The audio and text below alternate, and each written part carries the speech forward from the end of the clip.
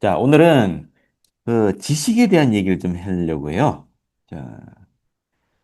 자, 선녀 조셉이 몇 가지 좀 재밌는 얘기를 하기 때문에 나눠보고 싶었습니다. 자, 좀 읽어볼까요?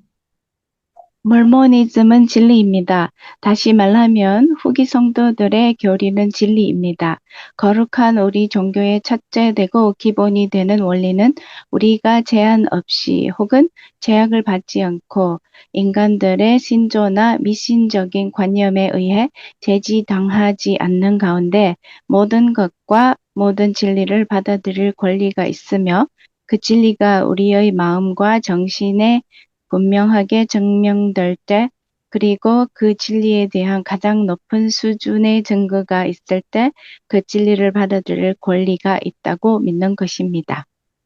예, 감사합니다. 아니, 근데 이번 학기, 한 학기 동안 선저 조셉의 가르침을 좀 공부했는데, 여기 우리 종교의 첫 번째 되는 기본 원리가 왜 이렇게 많아?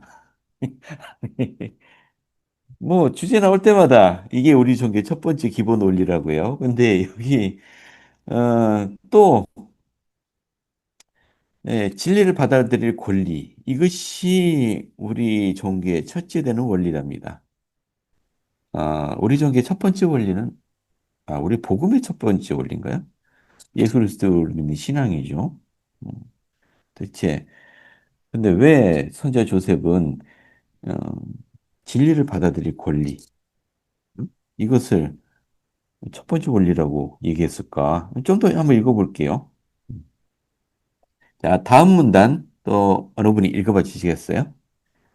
1843년 1월 조셉 스미스는 교회 회원이 아닌 몇몇 사람들과 대화를 나누었다. 후기 성도들과 다른 종파의 사람들 간의 가장 두드러진 차이점은 후자는 모두 몇 가지 특정한 신조에 의해 제한을 받는다는 것이며, 그러한 제한 때문에 그 종파의 회원들은 그 신조에 포함되어 있지 않은 다른 것을 믿을 수 있는 특권을 빼앗기는 반면, 후기 성도들은 존재하는 모든 참된 원리들이 알려질 때마다 믿을 준비가 되어 있다는 것입니다. 에이, 고맙습니다. 자, 오늘 주의사항이 하나 있습니다. 우리 선자 조셉이 기독교 다른 종파에 대한 비판을 하고 있어요.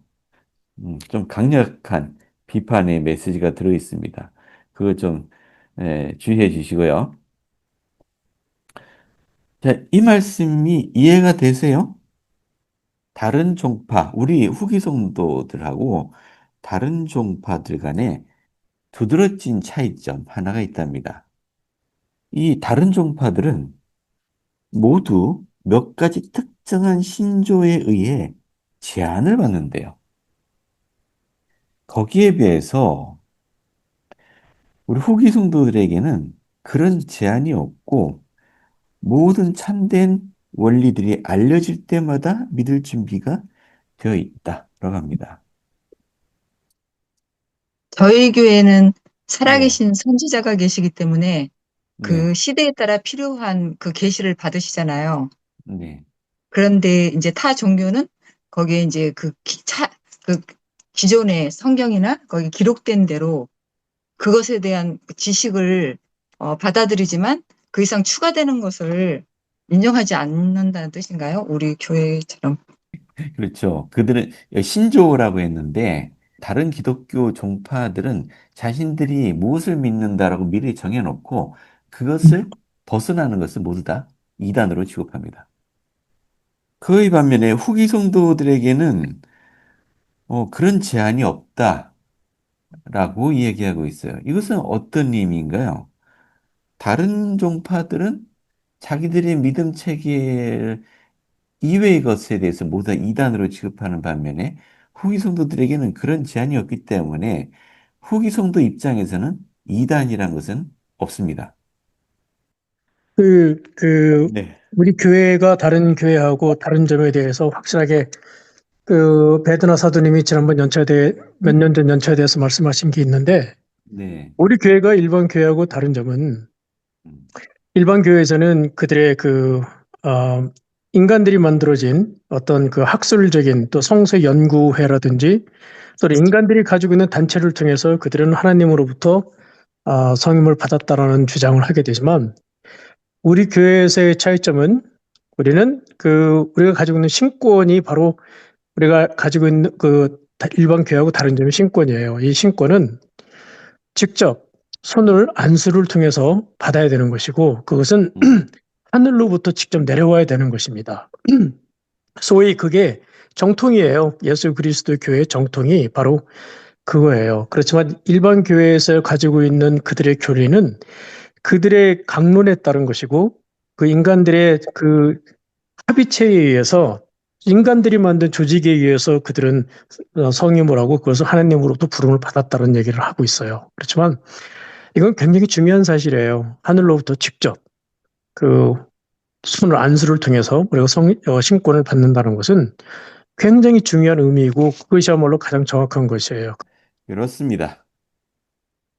자, 오늘 진리, 지식에 대한 이야기인데요. 자, 지식의 중요성이 좀 더 강조되었으면 해요. 보세요. 조셉은 이렇게 얘기하고 있어요. 저 밑줄 친 부분입니다. 이건 제가 읽겠습니다. 저는 하나님께서 계신 곳에 가고 싶고 모든 것을 배우고 싶습니다. 그러나 그러한 신조는, 즉, 다른 종파들의 신조는 한계를 딱 정해놓고 내가 여기까지 오고 더 넘어가지 못하리니. 여기 욥기의 말씀을 인용을 했는데요. 저는 이걸 받아들일 수 없다. 조셉은 그렇게 얘기했어요. 자, 여기 파란색으로 되어 있는 문장이에요. 저는 사람이 너무나 많은 것을 믿어 정죄받는다는 말은 들어본 적이 없습니다. 그들은 불신 때문에 정죄받습니다. 그러면 이 말이 좀 재미있어요. 자, 사람이 너무 많이 믿어서 정죄받는 경우는 없다.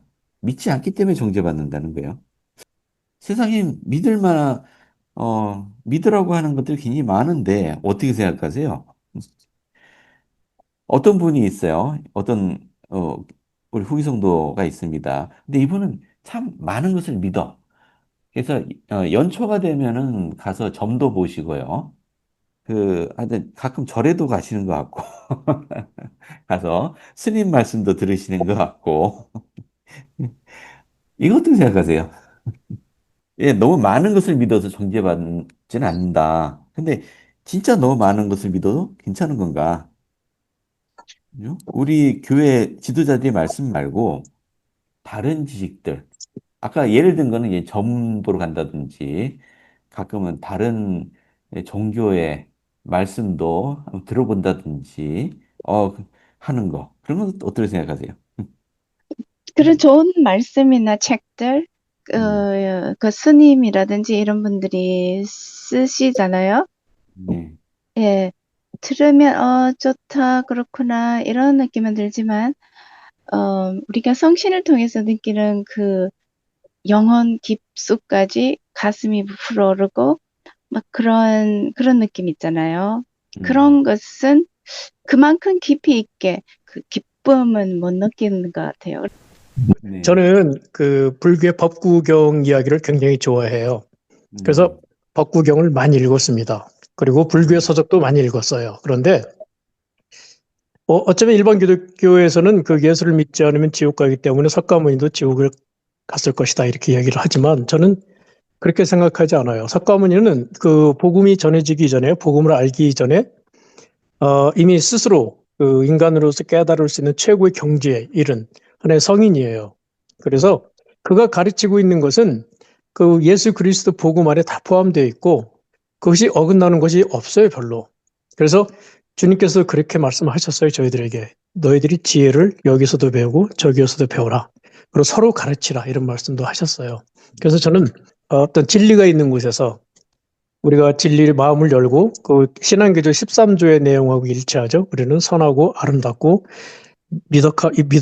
우리가 추구할 만한 그런 것들은 추구하여 맞이하지 않는다. 이건 영적인 것도 마찬가지라고 생각을 해요. 저 이거에 대해서 많이 고민을 한 적이 있는데, 음, 저희 정보를 많이 받고 살잖아요. 음, 근데 그 정보를 다 어떻게 걸러낼 것인가에 대해서 고민하고 있을 때 연차대에서 작년에 이런 말씀이 나왔어요. 하나님의 말씀이 기준이 돼서 이 하나님하고 말씀이 부합이 되면 받아들이고 아니면 받지 말라고 이런 내용이 나오더라고요. 그럼 하나님 말씀이 뭐냐 이렇게 봤더니 경전, 선지자의 말씀, 성신이더라고요. 근데 음, 이것이 이 말씀이 걸음체가 되면 이것에 반하지 않은 건 내가 안 받고 취사 선택을 하면 되더라고요. 예, 고맙습니다. 이제 손자 조셉은 그 너무 많은 것을 믿어서 벌 받는 게 아니고 너무 적게 믿기 때문에 이게 죄를 묻게 된다라고 말했는데 믿을 대상에 대해서는 좀 선별할 필요가 있다는 얘기네요. 아무거나 다 믿어도 좋다는 얘기가 아닌 거죠. 응? 자, 하나님에게서 온 것. 야, 우리 조셉도 그렇게 얘기하고 있네요. 하나님께서 주시는 축복이나 지식을 인간이 거부할 때 정죄받게 된다고 합니다. 그러면 하나님께서 주시는 축복이나 지식을 어디에서 얻을 수 있느냐? 그럼 예수 그리스도 도 교회 안에 이 모든 것이 다 있느냐? 예, 그런 건 아니죠. 그런 건 아닙니다. 자, 세상에 많은 지식들, 철학들, 그죠? 학문들이 있습니다. 자, 하지만 우리가, 아니, 교회 다니면서 그냥 교회 말씀만 들으면 되지, 뭘 다른 것까지 그렇게 신경 써야 되느냐? 라고 누군가가 말씀하신다면은, 근데 거기에 대해서는 어떻게 답해 주시겠어요? 우리가 교회에서 지도자 말씀, 경전 있는 말씀만 열심히 공부하면 되지. 뭐 다른 걸 또 공부해야 되냐?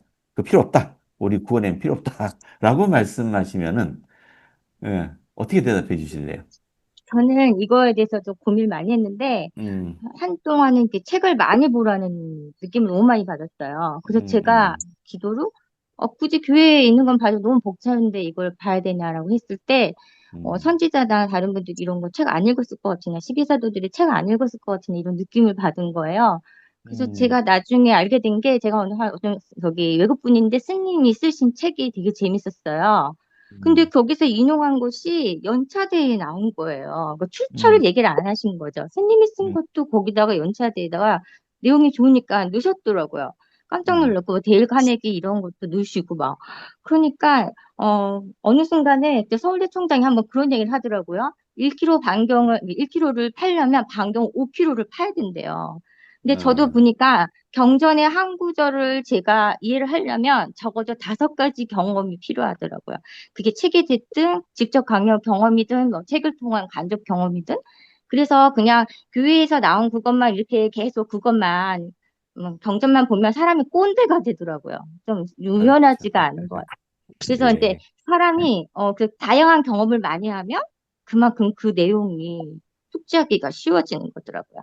예, 어, 아이, 고맙습니다. 자매님 좋은 말씀에 말씀인데. 전적으로 동의합니다. 그 여러 가지, 예. 우리가 사실은 음악을 하고 연극을 하고 또 영화를 만들고 또 소설을 읽고 또 우리가 문화 그 파인 아트라든지 이런 모든 그 예술 활동 이런 것도 마찬가지예요.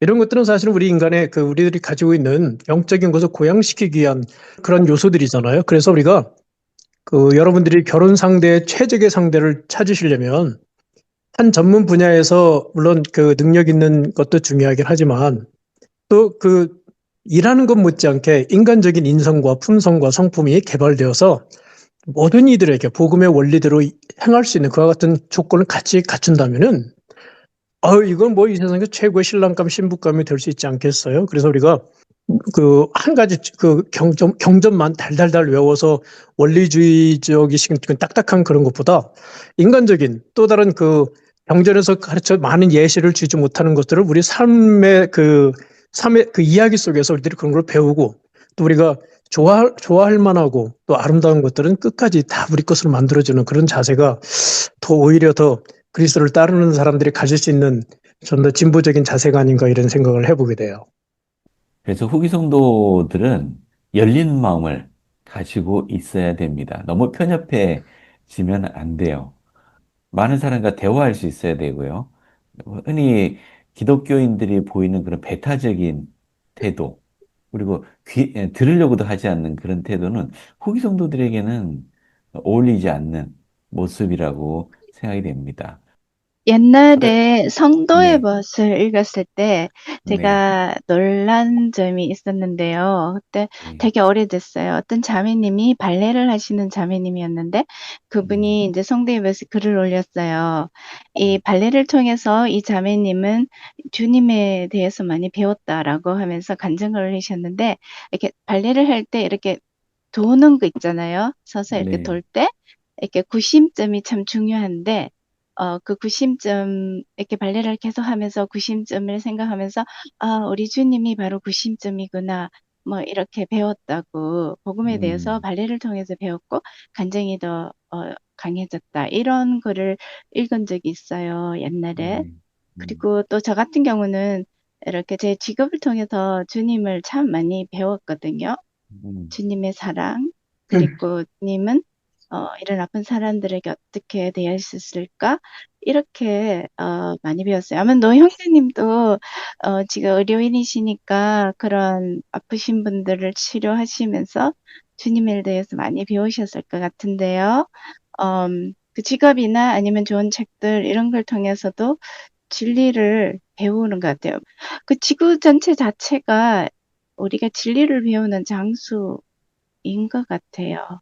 음. 예, 맞습니다. 예, 좋은 거 지적해 줬어요. 음, 좋은 거. 경전은, 네, 경전은 근본을 가리키는 것 같고요. 네, 그다음에 양서, 좋은 책은 그 근본을 더 확장하는 담당을 한다라고 저는 생각을 하거든요. 음, 경전만으로는 사실 우리가 경전만으로는 닫힌 세계에 머물 수 있지만, 거기다가 양서까지 읽으면 더 넓은 시야와 어떤 실천적인 지혜를, 그리고 자신과 지금 현재 우리가 이 세상을 살고 있잖아요. 이 음. 세상을 더 깊이 이해하고 변화하고 화합하는 데 도움이 되는 거라고 저는 개인적으로 그렇게 생각하고 있습니다. 아, 예, 감사합니다. 생각해보면, 우리 사람은, 인간은 기본적으로 예지라고 했잖아요. 우리의 원래 본질은 예지다. 근데 예지라는 것은 배움을 통해서 지식을 쌓음으로써 성장을 하는 거거든요. 그게 우리 발전하는 방법이고요. 그 외의 방법이 있을까요? 그러니까 경험을 통해서 또는 어떤 방법으로든지 배우고 경험함으로써 성장하게 됩니다. 그리고 이러한 지식들이 쌓이게 되면은 할 수 있는 것들도 점점 많아지고요. 그래서 우리 흔히 빛과 진리라는 표현을 쓰는데요. 자, 빛과 진리. 그러니까 이게 다 내포되는 것 같아요. 빛과 진리라는 말 안에 예지가 어떻게 성장해 가는지를 어, 보여주는 말인 것 같습니다. 우리는 아마 이상이 태어나기 이전에 전세에 그 오랜 기간 영의 상태로 살아가면서 아마 굉장히 많은 것들을 배우고 거의 완벽한 지식들을 얻었다고 생각을 해요. 그 상태에서 아마 우리들에게 어떤 선택권이 주어졌을 테고요. 그래서 하나님을 거역하는 자들 또는 하나님을 따르는 자들 이게 분명히 나눠질 수 있었던 것도 그들이 온전한 지식을 얻었기 때문일 거예요. 그리고 선택을 했을 겁니다. 자, 이제 더 성장하기 위해서는 뭔가 이제 영의 상태에서는 경험할 수 없는 어떤 경험을 해야 할 필요가 있었을 것 같고요. 그래서 이 지상 생활이 계획이 되었을 겁니다. 이제 우린 전세에 대한 기억을 모두 잊어버리고요. 자, 아무것도 없는 상태에서 다시 시작하면서 새로운 경험들을 하게 됩니다. 그러니까 지금 우리가 발전하는 것도 역시 배움으로써 발전하게 될 겁니다. 잘 생각해 보세요. 뭐라든지 배워야지만 할 수 있잖아요. 배운 사람이 뭐라도 하나 할 수 있고요. 우리 인간들이 지식이 쌓아가다 보니까 지구를 정복하고 우주로까지 나아가려고 하고 있어요. 하물며 인간의 짧은 지식으로도 이렇게 할 수 있는데 하나님이 가지고 있는 그 온전한 지식을 가지고 어떤 일까지 할 수 있을까 상상해 보시면은 그래서 하나님이 완전한 분이다 라고 이해할 수 있을 것 같아요. 그분이 가지신 지식. 그리고 우리도 스스로 느끼지 못하지만은 아마 이 세상에 태어나기 이전에 전세에서는 그 거의 완전한 지식을 가지고 있었을 겁니다. 하지만 승형을 얻기에는 좀 부족했죠. 왜냐하면 지금 우리가 하고 있는 경험들을 아직 하지 못했고요. 아직 배움이 더 필요했을 겁니다. 자, 그래서 지식을 얻는 게 중요하다. 우리가 지상에서 해야 할 가장 중요한 것은 지식을 얻는 것이다. 하지만 이 진리들도 여기 이건 일단 짚고 넘어갈까요? 그래서 하나님이 주신 것을 하나님은 가장 좋은 것을 주려 하시는데 그걸 거부하게 되면 그 아래 단계의 것을 받게 돼요. 어. 자, 그 대표적인 예가 이스라엘 백성들이 자, 모세가 충만한 복음의 지식을 가지고 왔는데 그들은 그것을 거부했죠. 그래서 모세는 그 돌판을 깨버리고 다시 낮은 율법을 받게 됩니다. 자, 세속적인 율법이라고 했어요. 우리가 소위 모세 율법이라고 하는 율법을 주셨습니다. 근데 조셉은 이것이 저주라고 표현했습니다. 그죠? 더 높은 것을 받을 수 있었음에도 불구하고 받지 못하게 되는 저주. 그들의 발전이 제한되는 거죠. 자, 언제나 진리가 오류를 이겨낸다라고 어, 정리했네요. 그렇다면 지식이 중요하다라고 얘기를 했지만 이제 우리 과제는 그러면 어떻게 진리를 오류와 구분할 것이냐? 잘못된 지식은 진리가 아니죠. 그건 배울 필요가 없어요. 올바른 지식. 자, 진리를 어떻게 분별해낼 것이냐? 자, 여기서 진리를 빛이라고 표현했고요. 오류를 어둠이라고 표현했습니다. 그렇다면은 요거는 빛을 대표하는 거는 우리 주님이시고요. 어둠을 대표하는 것은 사탄이죠. 이 말대로라면은 사탄과 그를 따르는 무리들은 그들이 지식을 배워가는 과정에서 뭔가 오류가 발생했다라고 생각할 수도 있겠네요. 진리와 오류를 분명히 분별해낼 수만 있으면은 사탄의 유혹에 넘어가지 않을 것 같아요. 그래서 우리가 지식들을 많이 쌓는 건 중요한데 그 모든 지식을 쌓을 때 기반이 되는 지식이 먼저 갖춰져 있어야 됩니다. 그게 뭔가요? 하나님의 말씀. 그렇죠? 예. 맞습니다. 음, 예. 영적인 것을 먼저 기반이 있은 맞습니다. 상태에서 봐야 되겠죠. 그죠? 근데 우리, 그 사탄이 범한 오류가 뭐가 있을까요? 저는 뭐, 두 가지로 예, 생각해 봤습니다. 하나는 어, 자유의지의 선택을 잘못했고, 예, 또 하나는 교만이에요. 교만했다. 교만입니다. 교만은 우리가 그 흔히 그 사탄에 비교하는 교만은 또 다른 우리들이 저지르는 교만하고 다르다고 생각할 수 있겠지만 그렇지가 않아요. 교만은 음, 내가 남들로부터 더 위에 있다는 비교를 함으로 인해서 그 만족을 얻는 그 어떤 차별화되는 그 의식을 음, 교만이라고 해요. 그래서 음. 내가 너보다 낫다. 이건 주님의 복음의 원리하고 철저히 어긋나는 원리예요. 그렇죠. 그래서 예, 맞습니다. 예. 99%의 위험성. 이라고 저는 생각하는데요.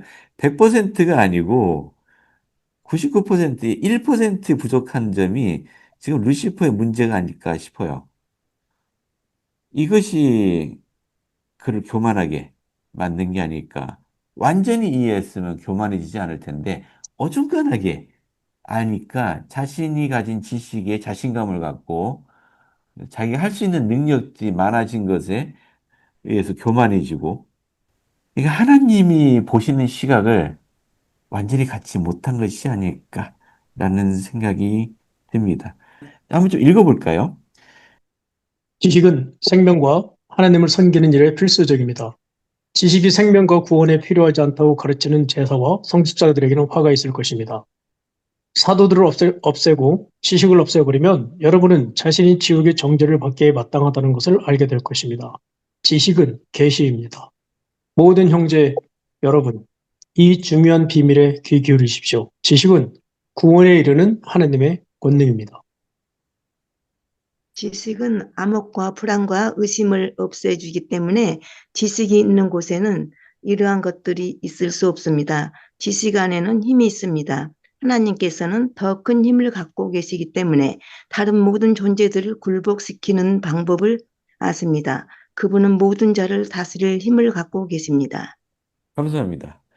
자, 선자 조셉이 이것이 중요한 비밀이라고 했어요. 비밀? 영어로 뭐라고 했나? 그랜드 키, 디스 그랜드 키. 비밀이 키네요? 중요한 열쇠인데 왜 중요한 비밀이라고 했을까? 하늘의 비밀이 허락된 자가 있다고 했어요. 그죠? 네. 그리고 우리 교리와 성경에 보게 되면 또 이와 같은 이야기가 나와요.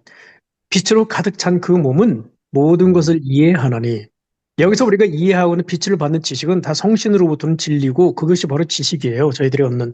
그래서 우리가 가지고 있는 이 복음에 대한 지식, 우리가 가지고 있는 신권에 대한 지식, 우리가 회복된 복음에 대한 지식을 갖고 있을 적에 우리는 진정한 그리스도의 사도로서 행할 수 있는 삶을 살아가게 돼요. 근데 우리가 네. 여기서 한 가지 여러분들하고 나누고 싶은 것 중에 하나는 그 스웨덴보리가 쓴 위대한 선물에서 보면은 이런 얘기가 나와요. 천사 하나가 가지고 있는 힘이 지옥의 모든 힘을 합한 것보다 강하다. 그리고 어둠은 빛이 존재하는 한 어둠은 존재할 수가 없어요. 빛이 없기 때문에 어둠이 존재하는 거거든요. 그만큼 주님의 말씀 한 마디면은 그래야 우리가 따르는 전지전능하신 하나님 아버지 능력은 바로 그 창조 능력과 마찬가지예요. 말씀 한마디로도 무엇이든지 이루어질 수 있다는 것. 이것을 믿기까지가 사람들이 굉장히 힘들어하는 건데 우리가 신의 속성과 본성과 완전 그 충만한 그 성신의 은사를 통해서 그런 지혜에 이르게 되면은 이것은 믿는 것이 아니라 당연한 것밖에 될 수가 없는 거예요. 좋습니다. 자, 다른 분들도 한번 얘기해 봐 주세요. 왜 이것이 중요한 열쇠, 그러니까 조셉이 말하는 이 중요한 비밀 또는 이 중요한 열쇠는 뭘 말하는 걸까요? 우리가 경전은 공부하면 우리가 네. 공통적으로 저기 한 만큼 받지만 개인적인 계시는 그들이 준비한 만큼 또 개인적으로 받는 거잖아요. 네. 그래서 그 하늘의 신비나 그러한 시연이나 계시 같은 것은 내가 준비한 만큼 개인적으로 받는 것이기 때문에 그래서 비밀이라고 하지 않았나 그런 생각이 듭니다. 아무도 모르지만 내가 준비된 만큼 받을 수 있기 때문에. 그렇죠. 그 계시를 통해서만 받을 수 있다. 그리고 잘 말씀하셨는데 우리 인간이 가지고 있는 지식들, 많은 올바른 지식들은 무엇이든지 진리는 하나님에게서 오죠. 네. 학자들은 자기가 연구해서 밝혀낸 지식이라고 생각할지 모르지만은 하나님에게서 오는 겁니다. 하나님의 영감이 없이는 우리 필멸의 욕심을 가진 인간은 지식을 얻을 수가 없어요. 롬니 회장님이셨나? 네, 그분이 경험한 것이 기억나는데요. 그분의 아내가 자매님이 그 뇌출혈인가로 쓰러지셔가지고 병원에 장기간 입원해 있을 때 그분이 이제 집과 병원을 병행해서 왔다 갔다 하시면서 계속 자매님에 대해서 그 살려달라고 기도를 드렸었다는 그 이야기가 생각나거든요. 근데 자매님은 차도가 없었고 병원에서도 별 차도가 없다는 것을 그걸 이제 뭐 죽음을 준비하라 그랬나?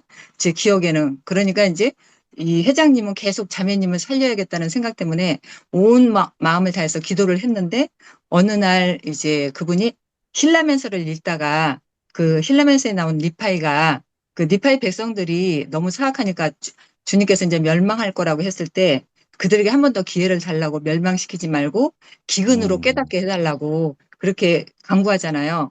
그러니까 이제 주님께서 하나님께서 이제 그러면 이제 너의 말씀의 권능을 통해서 내가 네 뜻을 받아들이겠다고. 그러니까 그들이 이제 기근을 통해서 정말 기근이 왔을 때 그들이 깨닫게 되잖아요. 회개하고.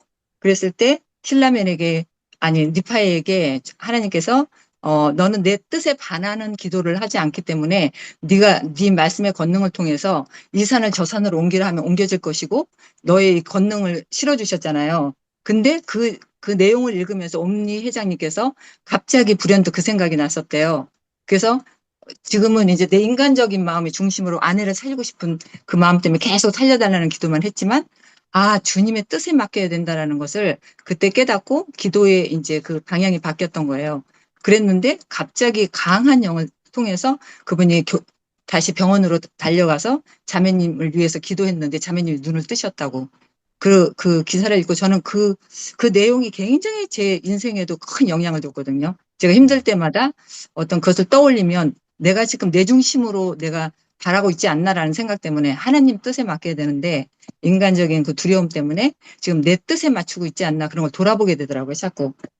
그래서 이 지식은 우리에게 분별력을 주고 또 앞으로 진보할 수 있는 깨달음을 주기 때문에 진짜 우리가 감사합니다. 중요한 것이고 감사합니다. 그렇다고 생각합니다. 그래서 우리가 배워야 하는 첫 번째 지식은 하나님께 의지하는 삶을 살아야 한다는 지식인 것 같아요. 네. 여기에 기반을 두지 않으면은 온전한 반석 위에 우리 삶을 쌓아나가지 못한다고 생각이 됩니다. 자, 조셉이 이렇게 얘기했어요. 지식은 하나님의 권능이랍니다. 자, 하나님의 권능. 음. 그리고 지식 안에 힘이 있습니다. 잘 생각해 보시면은 그 자신의 성품을 발전시키는 데 있어서 많이들 고민들 하시잖아요. 왜, 뭐, 복음을 배우면서 어떻게 해야 된다, 저렇게 해야 된다. 알고는 있지만 안 되는 거. 응? 그래서 힘들어지는 거. 이런 것들이 있잖아요. 근데 잘 생각해 보시면은 우리의 성품이란 것도 결국은 우리가 얼마만큼 이해하느냐에 의해서 우리의 성품이 결정된다고 생각이 돼요. 그러니까 많이 알고 이해할수록 우리는 더 사랑할 수 있게 되고 더 돌볼 수 있게 되고 더 인내할 수 있게 되고 하는 것 같습니다. 그러니까 우리의 결점들은 우리 지식이 부족하기 때문에 일어나는 문제들이에요. 여기서 영원한 진리를 얻는 방법, 그러니까 여기 열쇠라고 했습니다. 비밀이라고 했고, 그리고 이것이 비밀인 이유는 계시를 통해서만 얻을 수 있기 때문이라고 어, 말씀하셨습니다. 자, 계시를 받기 위해서는 계시는 성신을 통해서 옵니다. 그죠? 결국은 또다시 성신이 나오네. 우리 삶의 모든 것의 열쇠는 성신이 쥐고 있어요. 영을 동반하는 삶을 사느냐. 자, 보세요. 하나님께서는 지식이 힘이라고 했어요. 그리고 하나님이 더 큰 힘을 갖고 있다는 얘기는 그만큼 지식을 갖고 있다는 얘기고요. 그렇기 때문에 다른 모든 존재들을 굴복시키는 방법을 알고 계시고 다스릴 힘을 갖고 계십니다. 자, 우리 일생의 과제는 배우는 겁니다.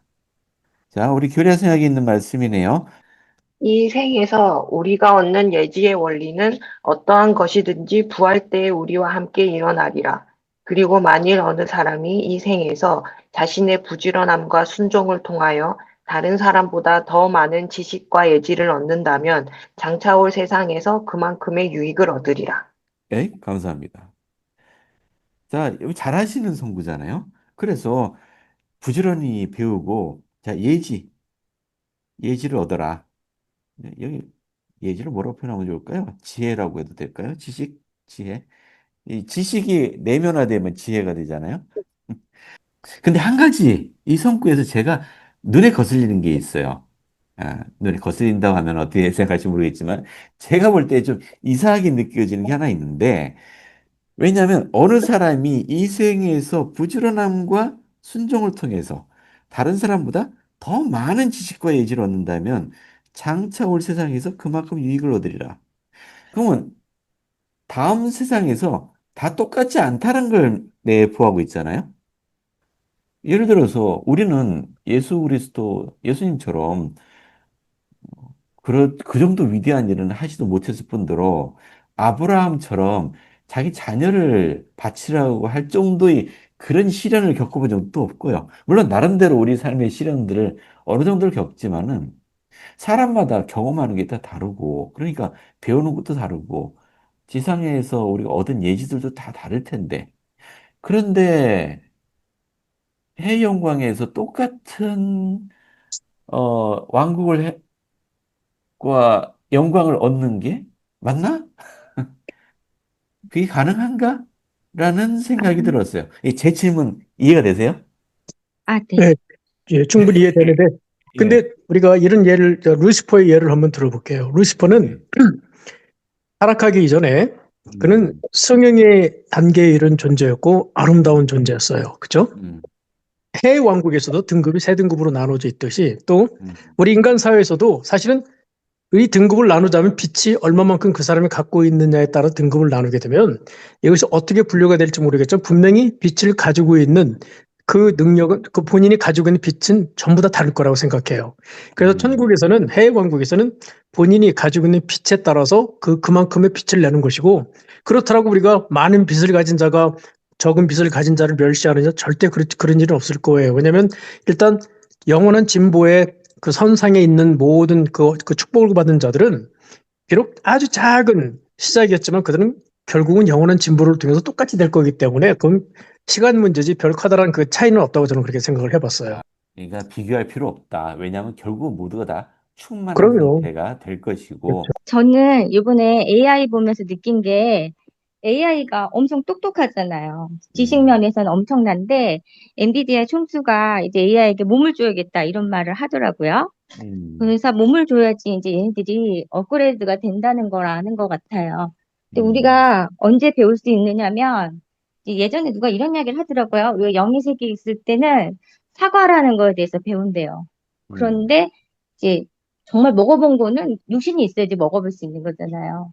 육신을 통해서 우리가 배울 수도 있고 뭐 이렇게 지혜나 지혜를 쌓을 수 있다는 것에 대해서 알게 되었어요. 그래서 그리스도를 따랐던 우리는 몸을 받고 사탄은 몸을 받지 않았기 때문에 그들은 성장할 수가 없었던 것 같아요. 없죠. 그래서 그들은 이제 비참한 상태가 놓여진 건데 우리는 성장을 할 수가 있는 거거든요. 그래서 이 몸을 받고 있기 때문에 몸이 있을 때 부지런히 배우고 또 그 율법에 순종했으면 그 성신을 통해서 우리가 더 많은 가르침을 받을 수가 있거든요. 그러니까 내가 나이가 뭐 많아도 지금 와서 막 언어를 많이 배웠다면 그건 갖고 갈 수 있는 거죠. 아마 그런 차원인 것 같습니다. 결국은 우리가 뭔가 부족함을 느낀다면, 그건 우리가 아직 배움이 완전하지 않기 때문이다라고 말할 수도 있겠네요. 부지런함과 순종. 그래서 우리에게 뭔가 지금 당장 뭔가 큰 능력을 요구하는 게 아닌 것 같아요. 결국은 우린 충만해지게 될 텐데, 결국은 우리에게 평가되는 것은 이 영이, 이 사람이 계속해서 진보해서 충만함에까지 갈 자질을 갖고 있느냐, 그를 소망을 가지고 있느냐, 아니면은 중간에서 적당히 타협하고 난 여기까지만 할래 라는 그런 종류의 사람이냐. 예, 그 좌표가 주어진 게 바로 우리에게 계명을 지키고 성약의 삶을 살아가는 거 아니겠습니까? 그렇죠. 예, 예. 거기에서 차이가 나는 것 같네요. 거기에서. 자, 이것도 역시 교리와 성약이 있는 말씀이네요. 무릇 사람이 무지하고서는 구원받음이 불가능하니라. 그래서 우리에게 요구되는 중요한 여러 가지 성품들 가운데, 자, 우리에겐 딱 두 가지 요구했습니다. 뭔가요? 부지런함, 그리고 순종. 부지런함은 이해가 되는데 왜 순종이 필요하죠? 순종이 제자보다 나아서 아, 순종이 제사보다 낫다. 순종은 하나님의 뜻에 따르는 거잖아요. 이거 좀 자율성에 문제가 생기지 않나요? 순종을 강조한다는 거는? 순종하는 것도 본인이 스스로 선택해서 순종하는 것이지, 누가 음, 억지로 하라는 거는 아니잖아요. 그러니까 내가 순종을 하는 것이 나에게 더 큰 축복을 가져다 준다, 더 유익하다라는 것을 네, 스스로 이해하고 행동하는 것이 순종이라는 얘기네요. 그게 복종과는 다른 순종을 거네요, 그죠? 예, 맞아 하나님께 순종하면 음, 진리가 자유케 한다고 생각합니다. 예, 고맙습니다. 그래서 순종할 수 있다는 얘기는 이것도 역시 부지런히 구하는 자들만 할 수 있는 거겠네요. 생각하지 않고 그냥 음. 뭐 교회에서 이렇게 얘기하니까 난 할래. 아, 물론 안 하는 것보다 낫겠지만, 안 하는 것보다 낫겠지만, 예, 따르지 않는 것보다 낫겠지만은 어떤 의미에서는 좀 불완전하다라고 말할 수도 있겠네요.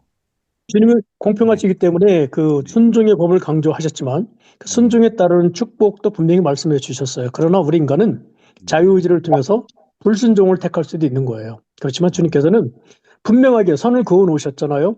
음. 너희가 나의 말은 생명이요. 예수 그리스도는 진리요.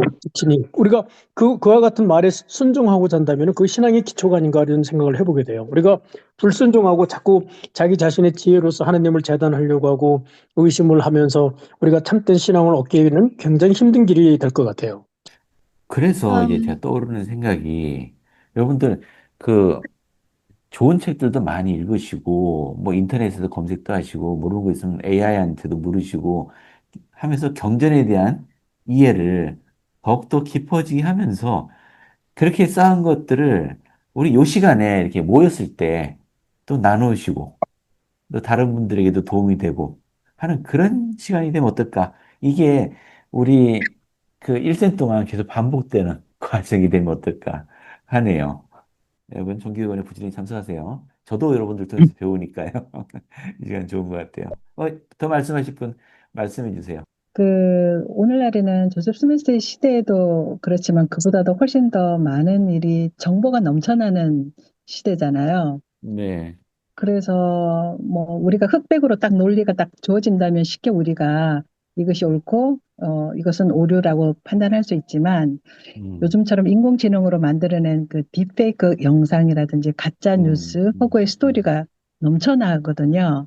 맞습니다. 그러다 보니까 너무나 그럴싸한 스토리가 마치 그것이 진리인 양 우리가 그 진리와 오류를 분별하는 능력이 떨어진다는 거죠. 그래서 그런 진리와 오류를 판단을 하는 데에 우리가 어떻게 대처를 해야 되는지 그것도 하나의 고민이 되더라고요. 이런 부분에서는 우리가 정확하게 우리의 구심점이 어디에 있는지. 그래서 얼마 전에 제가 그 연차대에서 내게 가까이 오라는 그 헨리비 아이링 회장님의 말씀을 통해서 이런 얘기가 있었어요. 저희가 세 가지를 얘기를 하셨는데, 우리가, 이러한 분별 능력을 가지기 위해서는, 주님께 가까이 가지 않으면 우리가 흔들린다는 거죠. 그래서 그 방법의 하나가 주님을 항상 기억하기. 우리가 일요일날 성찬을 통해서 그분을 항상 기억할 수 있고 계명에 순종함으로써 가까이 갈 수 있다. 그리고 두 번째는 물론 여러 가지 좋은 책들도 있고 그렇게 하지만 이 경전 공부가 굉장히 중요하다. 우리의 마음을 뜨겁게 하는 것은 사실은 경전 공부에 있다. 그리고 세 번째가 기도와 성신. 그러니까 우리가 성신의 속삭임에 귀를 기울이지 않으면 쉽게 이런 허구에 빠질 수 있다는 거죠. 그래서 이러한 그 세 가지 원리의 기본들을 우리가 갖추지 않으면 쉽게 인공지능이 만들어낸 가짜 뉴스나 이런 스토리에 빠질 수 있겠다. 그런 생각을 해봤습니다. 아이, 고맙습니다. 지식이 부족해서 문제가 되는 건 아닌 것 같아요. 지금은 진리와 참된 것과 거짓을 분별해내는 것이 더 중요한 시대인 것 같습니다. 순종하니까 생각이 났는데요. 네. 순종하면 우리의 그 태도, 마음속의 태도가 이미 하나님께서 주시는 모든 것을 받겠다라는 이런 적극적인 마음 상태가 되어진 상태잖아요. 그럴 때 하나님께서 더 많은 빛과 지식을 우리에게 가르쳐 주실 것 같아요. 근데 우리가 그 순종하는 마음이 없으면 그 순종하는 마음이 생기도록 또 시간을 허비해야 되잖아요. 그 상태에서는 어떤 진리와 그 지식과 빛들을 가르쳐 줄 수가 없는 것 같아요. 그러니까 진리의 근원이신 하나님께 순종하지 않는 자들은 오류에 빠지기 쉽다는 말씀이네요. 비밀에 대해서 해왕국의 또는 천국의 비밀, 이것을 왜 비밀로 했느냐 이렇게 말씀하셨는데, 네. 그 사실은 그것을 느껴보지 않은 사람은 그것을 느낄 수가 없어요. 무슨 얘기냐면 이것은 비밀이 될 수밖에 없는 게 아주 성스러운 것이고, 그 하나님께서 감추는 게 아니에요. 밝혀놓았지만 사람들이 찾질 않기 때문에 비밀스럽게 돼버린 것 같아요. 제 생각엔. 우리가 이 세상에 그 뭐 AI가 인간의 지능을 능가할 수 있고 또 뭐 우리를 속인다 할지라도 우리에게는 이런 게 있으면 된다고 생각해요. 우리가 잠언에서 나오는 하나님을 경외하는 것이 지식의 근본이거늘 그 지식은 우리가 하나님의 본성과 본질을 알고 또 우리와 하나님하고의 관계를 알게 되면은 우리는 겸손하고 온유하고 또 자비롭고 또 인내심이 있어지고 남을 절대 질투하지 않고 이와 같은 아름다운 하나님의 품성을 그 예수 그리스도의 품성을 우리가 받게 되는 거예요. 그 품성에 어긋나는 것들은 전부 다 그건 잘못된 가르침이기 때문에 우리가 그러한 캐릭터를 갖고 있게 되면은 우리는 선과 악 아무리 그 사탄이 교묘한 그 말을 우리를 유혹한다 하더라도 우리는 그런 분별할 수 있는 영의 은사가 반드시 주어집니다. 그것도 역시 그죠? 그것을 알기 그렇죠. 때문에 그것도 역시 지식을 통해서 얻게 되는 거네요. 마지막 주제는 그렇죠? 그럼 우리는 어떻게 지식을 얻을 거냐? 그런 지식들을 어떻게 얻어나가야 되느냐에 대한 교훈이네요. 자, 먼저 조셉이 한 얘기는 우리 앞에 놓인 모든 지식이 참 많은데 한 번에 알려고 하지 마라. 한 번에 하나씩 하나씩 쌓아나가면 된다. 조급해하지 말라라고 얘기하네요. 하나씩 하나씩 쌓아가다 보면은 결국은 모든 것을 다 이해하는 날이 오게 된다. 인내를 가지라라고 하시는 것 같아요. 자, 한 번에 조금씩 알아가야 된다. 그럼 언제까지 그걸 해야 되느냐? 언제까지 해야 되나요? 여러분이 그것들을 모두 배우게 되는 것은 죽을 때까지가 아니고요. 죽기 시작한 걸 통과하고 나서도 한참 후라고 하셨어요. 한참 후. 우주에 대한 대부분의 것들은 우리는 이 세상에 태어나기 전에 이미 배웠을 거예요. 이제 우리에게 필요한 것은 이제 우리 삶에 대한 거겠죠. 지상 생활을 통해서 우리가 배우게 되는 것들. 근데 한 사람이 일생 동안 배울 수 있는 게 얼마나 될까요? 얼마 안 될 것 같아요. 그러면 우리가 이 세상을 떠난 다음에도 다른 사람들이 경험한 것들도 우리가 배워서 쌓아나가야 될 것 같아요. 한참이라고 얘기했습니다. 우리의 삶은 죽음으로써 뭔가 끝나는 게 아닙니다. 계속 뭔가 배워나가는 과정이 있다는 것을 알 수 있습니다. 그래서 언제까지요? 승형에 이를 때까지. 우리가 구원과 승형에 이를 때까지. 우리 마지막 말씀. 요거 어느 분이 한번 읽어 주실래요? 하나님께서는 12사도에게 알려주실 것 이외에는 어떤 것도 조셉에게 밝혀주시지 않았습니다. 그리고 가장 미약한 성도라도 그것들을 감당할 수 있는 한 빨리 모든 것을 알 수 있습니다. 왜냐하면 작은 자로부터 큰 자까지이다. 주님을 알기 때문에 아무도 그 이웃에게 너는 여호와를 알라라고 말할 필요가 없는 날이 반드시 올 것이기 때문입니다. 예, 고맙습니다. 아니, 서두르지 말고 하나씩 쌓아나가라며. 조금씩 알아가라 하면서도 조셉은 그런데 빨리 할 수 있답니다. 왜냐하면 작은 자로부터 큰 자까지 어린아이들도 감당할 수 있는 지식이라고 하셨어요. 우리 여호와를 아는 것은 어, 쉽게 할 수 있다고 또 하시네요. 아까 진리와 오류를 분별하는 것에 대해서 얘기하셨잖아요. 우리 세미나리 학생들이 배우는 거예요. 진리와 오류를 분별하는 세 단계가 있어요.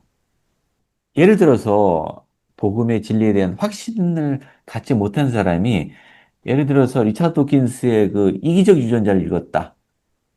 설득이 돼버렸어. 아, 우리 인간은 유전자의 지배를 받고 있구나. 하나님이 필요 없어지죠. 자, 그런 오류에 빠질 수 있잖아요. 근데 확실한 진리의 기반을 갖고 있는 사람이 똑같이 이기적인 유전자를 얻었을 때는 다르게 받아들이게 됩니다. 뭐 그런 예는 참 많죠. 전에 들은 얘기인데, 이 BYU 대학교 교수 몇 명이 아브라함서를 연구하다가 교회를 떠나버렸대요.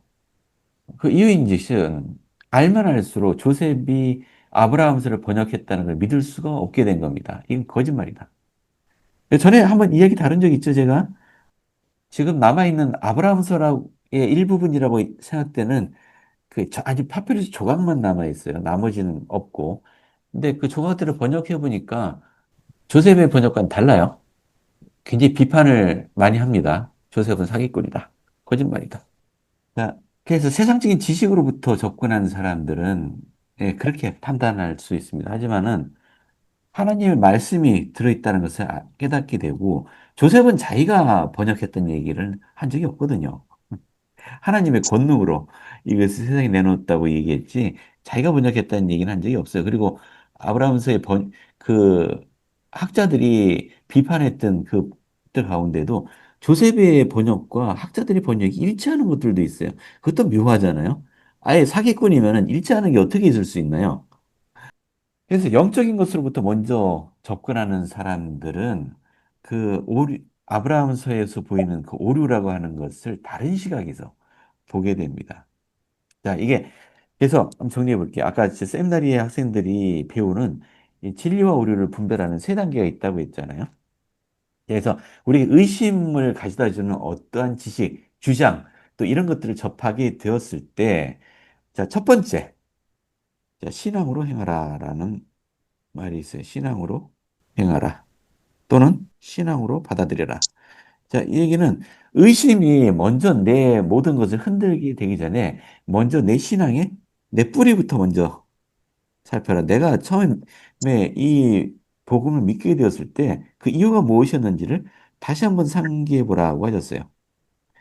이거를 이제 앵커, 자신이 신앙의 뿌리를 두고 있는 그 다시에 해당되는 게 뭐가 있느냐. 뭐 어떤 사람은 나는 몰몬경을 읽었을 때 이것이 참되다는 걸 알게 되었다. 또는 내가 기도할 때 계시를 받았다. 또 뭐 여러 가지가 있을 수 있습니다. 자신의 신앙의 뿌리 또는 닷을 찾아서 다시 한번 굳건히 붙들어라.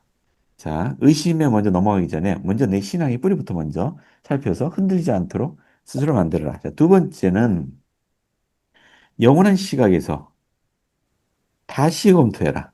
다시.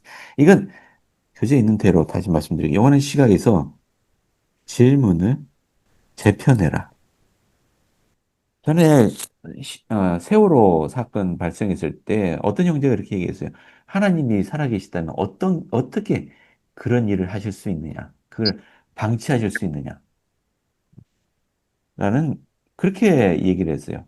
이걸 영원한 시각에서 한번 다시 말을 재편해 볼게요. 나는 하나님이 인간을 사랑하신다고 알고 있는데 도대체 하나님 무슨 뜻을 가지고 계셨던 걸까? 라고 한번 다시 재편해 보는 겁니다. 이 질문을 이제 영원한 시각에서 보는 거예요. 나에게 의심을 가져다 주는 이것을. 그러면 다르게 보이기 시작합니다. 현세적인 시각이 아니고요. 영원한 시각에서. 자, 마지막 세 번째는, 요건, 자, 승인된 자료. 비교하라. 이건 제가 좀 말을 바꿨어요. 여러분들이 이해하기 쉽도록. 우리 승인된 자료라고 하면 뭐가 들 수 있을까요? 일단 교회 교재들이 있어요. 여러분 자료실에 있는 모든 것들은 다 제일회장단 승인을 받은 겁니다. 연차대 말씀, 병전, 성신의 인도 이런 것들을 들 수 있겠죠. 이것이 승인된 자료들이에요. 일단은 여기 있는 말씀들하고 내가 받은 새로운 정보를 비교해 보는 겁니다. 만약 이것이 진리라면 진리는 서로 어울리는 법이에요. 근데 오류라면 어딘가 모순이 발생하기 마련이에요. 자, 진리를 기반으로, 우리가 알고 있는 진리 기반으로 새로운 정보를 비교해 보는 겁니다. 여기에서 오류를 찾을 수 있습니다. 자, 지금 세대는 지식이 부족한 세대가 아니에요. 지식은 넘칩니다. 그 지식 가운데서 진리와 오류를 분별하는 게 더 중요해요. 조셉이 말한 것처럼 영원한 진리를 조금씩 얻을 수 있습니다. 하지만 어, 빨리 배울 수 있게 됩니다. 흔들리지 않는 그런 진리의 뿌리를 얻을 수 있기 바라고요. 그만큼 성장할 수 있는 저희가 됐으면 좋겠습니다. 이번 주에 와서 나를 따르라 공부를 하면서요. 네. 아까 진리와 오류를 우리가 판별하는 그 방식에 있어서 신앙으로 행하라 첫 번째 말씀을 하셨잖아요. 네. 그래서 그 교리서적 63편 7절에서 보면 표적을 구하는 자는 표적을 보게 되겠지만 구원에 이르지는 못한다. 그렇게 나와 있고요.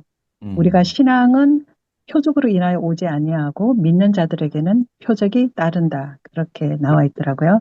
그래서 이 말씀이 많이 와닿았고 그래서 제 신앙을 어떻게 구해야 되는지를 다시 한번 알게 되었습니다. 아이, 고맙습니다. 지식을 얻기 전에 신앙을 먼저 행사해야 되는 거네요. 아이고, 오늘 좋은 시간이었던 것 같네요. 자, 이것으로 이번 학기는 끝입니다. 종료입니다. 8월 말경에 아마 2학기가 시작될 테고요. 지금 고민 중입니다. 2학기는 뭘 또 다뤄야 될까. 아무튼 한 학기 동안 또 참석해 주신 분 감사드리고요. 자, 또 여름 건강하게 또 보내시기 바랍니다. 자, 여기까지 할까요? 예수 그리스도로 전해드립니다. 아멘.